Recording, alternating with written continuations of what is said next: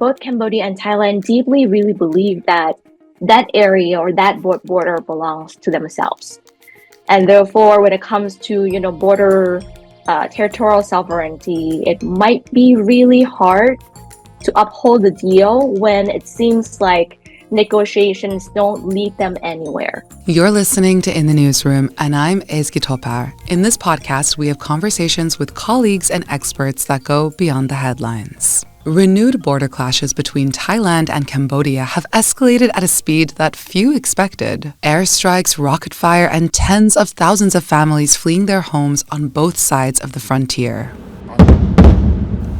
A fragile ceasefire brokered just months ago has collapsed. And with more than 400,000 people now displaced, the region is facing its most dangerous spike in tensions in more than a decade. Both governments accuse the other of violating the peace agreement, and internationally, the U.S. is once again positioning itself as a mediator, though with limited leverage and even less urgency. In this episode, I speak with Dr. Pongkwan Sawasdipakdi, or PK, who teaches international relations at Thammasat University in Bangkok. She breaks down what's happening on the ground and why the conflict may be far harder to contain this time.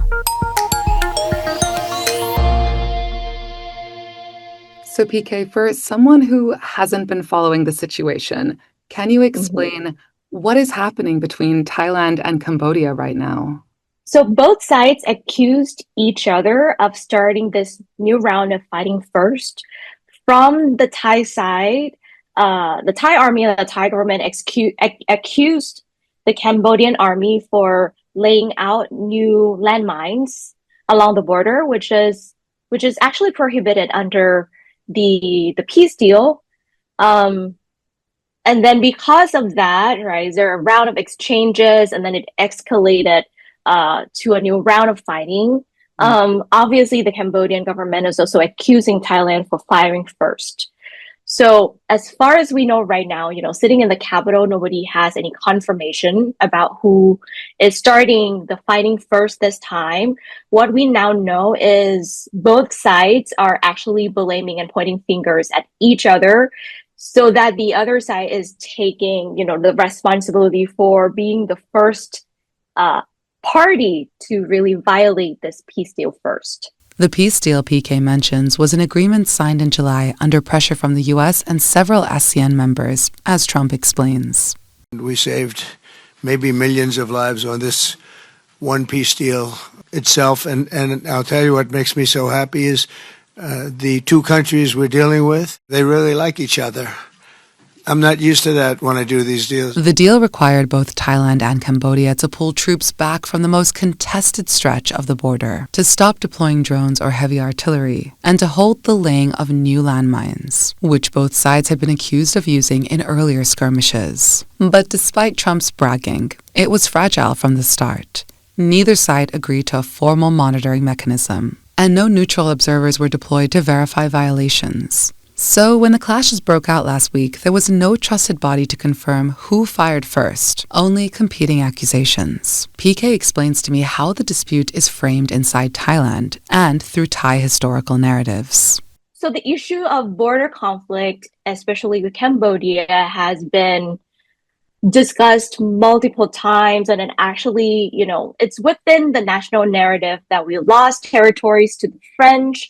And then, we tried to take that territory back during the Second World War, but following the war, we had to return it to the French, and then the Cambodian took the Privy here, which is a temple along the border, case to the ICJ in the 1950s, and based on the map that we accepted and took from the French, in the 19th centuries, the ICJ ruled in favor of Cambodia, and therefore we had to kind of like leave the temple to the Cambodian, and that actually occupied a very unique space in Thai people historical memory. And every time when the issue about border triggered between Cambodia and Thailand, it became an issue where people, takes issue with that, right, with nationalist sentiment and things like that. So of course, it's actually deeply, embedded in our historical memory. The modern Thai-Cambodian border was largely drawn during the French colonial period when France controlled Cambodia and parts of what is now Laos and Vietnam. Bangkok accepted a series of maps produced by the French in the early 1900s, at a time when the very concept of fixed borders was still new in Southeast Asia. One of those maps placed the Previa Temple, a Khmer sanctuary perched on a cliff on the Cambodian side. Decades later, Thailand disputed that interpretation, but in 1962, the International Court of Justice ruled that the original French map stood. So if you actually go back to 2008, Cambodia was actually trying to apply for UNESCO, right? So the Privy here the Privy here temple that was the dispute area before to UNESCO World Heritage Site. Of course, because of some very unclear verdict from ICJ that, temple belongs to Cambodia and the vicinity or the area surrounding that belong to Thailand. So it was really unclear. And that's why when the Cambodian applied, it had to seek sort of support from Thailand as well. And the Thai government at that time actually supported it. Both sides get benefit from it. So that incident was actually weaponized by the opposition or the protesters to kind of like increase this nationalist sentiment against that government. And that was pretty successful, right? That actually led up to Cambodia taking this Privy Here case to the ICJ again, which of course Thailand lost that case one more time. So there is a mainstream narrative in Thailand that Thailand has lost territory 14 times. And every time when issues, about border conflicts between Thailand and Cambodia, and for some reasons, this mainstream narrative will start to circulate again, right? So like in high school textbook or whatnot, right? If you actually search, you can actually see this narrative and even official websites. Oh, wow. Right. And then, so there is this one book by Dr. Thongchai Winichakul. It's called Siam Mapped. This book actually argued that, so when the French came or the British came, the concept of border demarcation and territorial sovereignty were really foreign to Thai people at that time. So we cannot actually use the concept of losing territories when we didn't have the concept of territory at the first place, right? And of course, this narrative didn't make it to the mainstream narrative, and people still believe that we actually lost territory to the colonial powers in the 19th century. The US, Malaysia, a lot of countries are attempting to de-escalate the situation. Realistically, how much leverage do they have over Thailand and Cambodia? I would say not much, right? The prime minister has dissolved the parliament, meaning he might not actually take any responsibility for things that are happening following this. I mean, Malaysia probably does not have leverage over this at all. If any party would have leverage over this issue would be the United States. And it seems like they're really slow about this, right? A lot of tweets or, things coming out from Trump is trying to figure out what's really going on the ground. But I'm not really sure how much he actually cares about this issue. And if he doesn't really care about it, he doesn't really, approach both Cambodia and Thailand in time, then I'm actually afraid that the two countries will just take these issues into their hands and not really ready to de-escalate the conflict.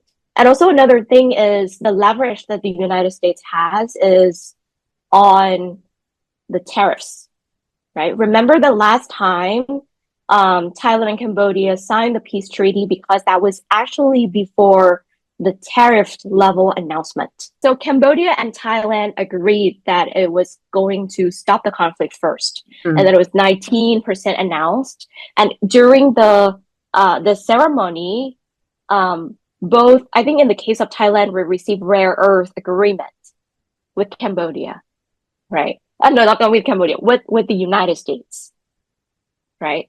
So there, at that time, there was actually an incentive for for the Thai government to actually sign the peace deal because they got something in return.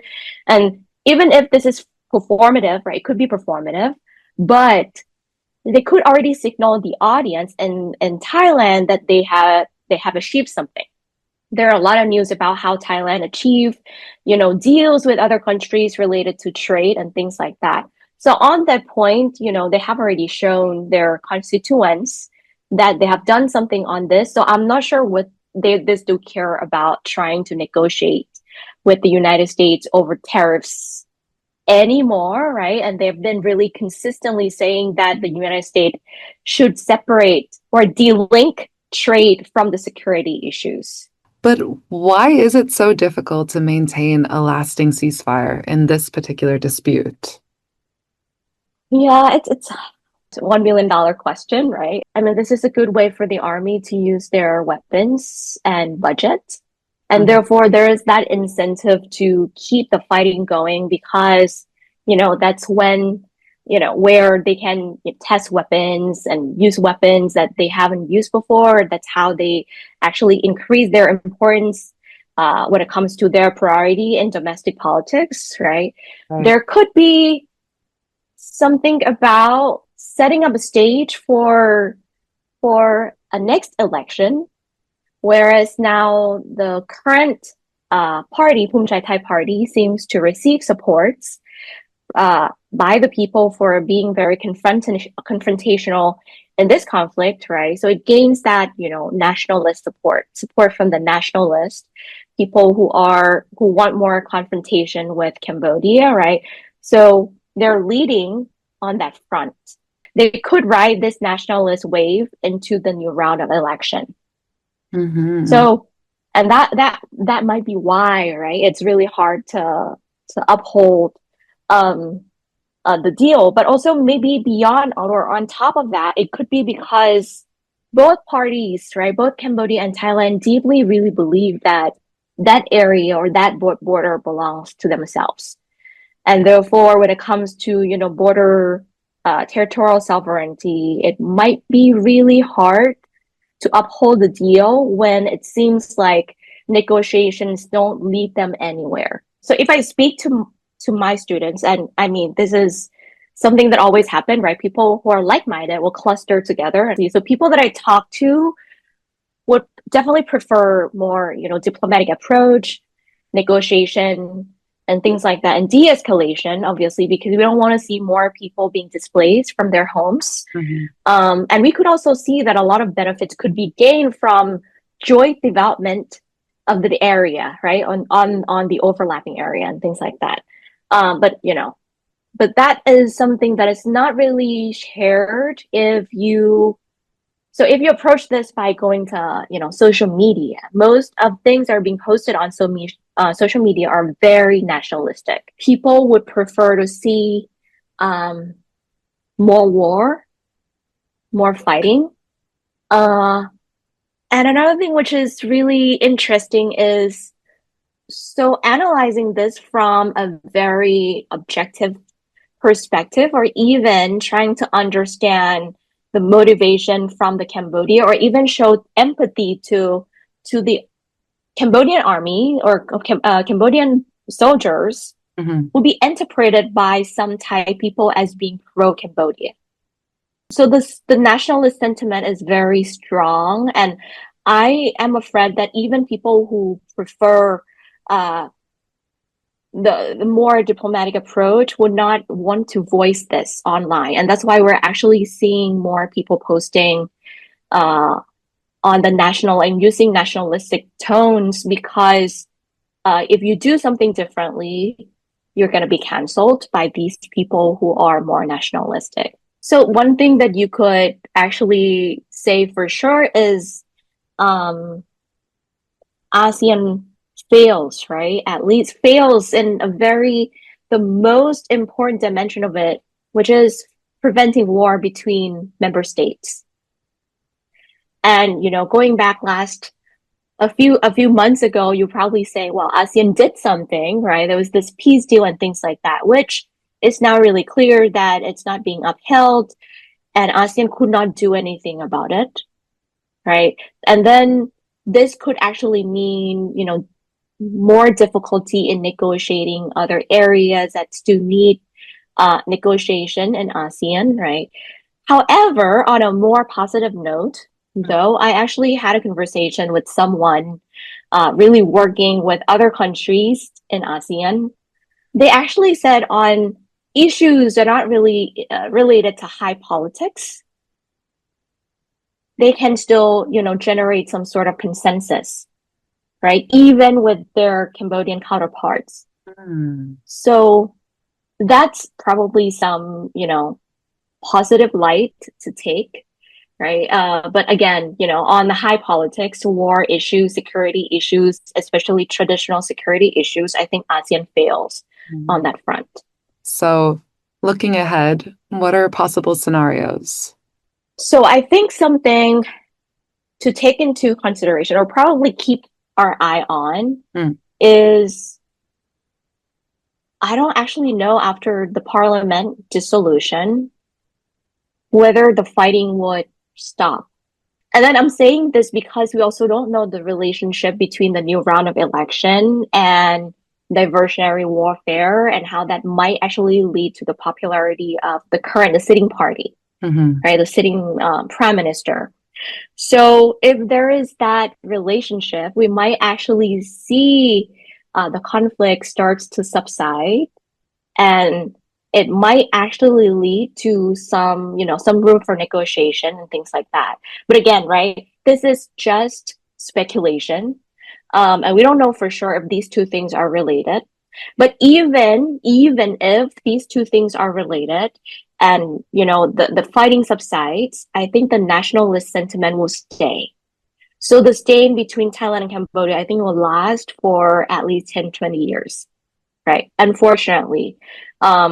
So we've discussed a lot about how to actually reconcile these wounds, and before this new round of conflicts, right? And how to probably change our high school textbooks so that it reflects more solidarity between us. I think it's harder now to achieve because of this, very incident that's happening right now. And so that nationalist sentiment will actually constrain the new governments, right? Even if it's another government, another party winning the election, I think this nationalist sentiment will hold. And even if that party would probably like a more diplomatic approach in this issue, they would have to risk losing some public support over that because the nationalist sentiment already gained traction on this. Another thing is probably the attitude towards the military, right? The military is gaining a lot of popularity by the people. So some military turned politicians might actually play more role in the new round of election. That's something to keep our eye on as well. Thank you so much. You're welcome. The fighting along the Thai-Cambodian border may ebb and flow in the days ahead, but as PK explained, the deeper challenges are structural, competing historical narratives and rising nationalism that make compromise costly. Even if the attacks stop, mistrust between the two countries is likely to last for years, with ordinary people bearing the heaviest burden. Thanks for tuning in. Until next time, I'm Ezgi, and this was In the Newsroom. This was a TRT World podcast production. This episode for In the Newsroom was produced by me, Ezgi, and was edited by Nasrullah Yilmaz. Executive producer, Nasra Omar Bwana. Our production team also includes Afzal Ahmed, Khaled Selim, and Ahmed Ziya Gumus. Thanks for listening.